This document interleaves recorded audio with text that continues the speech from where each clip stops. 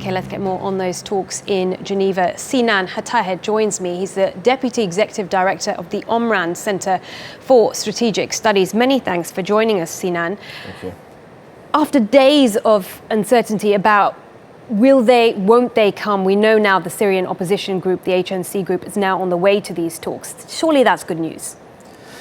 That's good news in the sense that the international community has understood the reason why the opposition was reluctant to be present in the first place, and it was mainly discussing and to put in action the resolution 216 and 2135 that actually allows humanitarian aid access and granted access to the besieged area and the most vulnerable people. It's still demanding that these sieges are lifted. Of course. Do you think their demands will be met, given they're now on their way?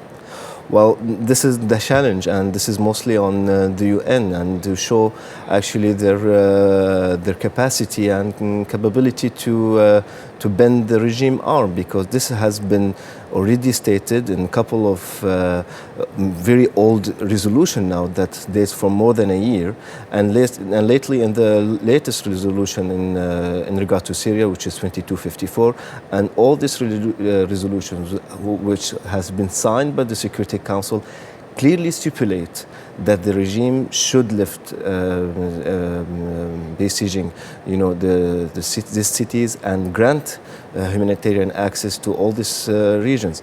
So there is no way that the political process will lead to anything if this humanitarian aids and demands are not being met before.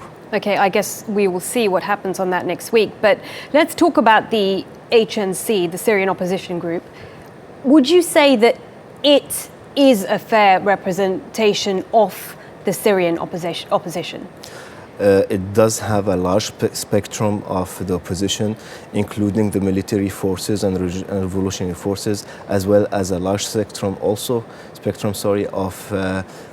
political actors and parties. The only exception will be the PYD, but the PYD hasn't actually endorsed the national agenda that has been set by these forces. Okay, unfortunately, we're going to have to leave it there, but it was really interesting to get your perspective. Sinan Hatahet from the Omran Center for Strategic Studies.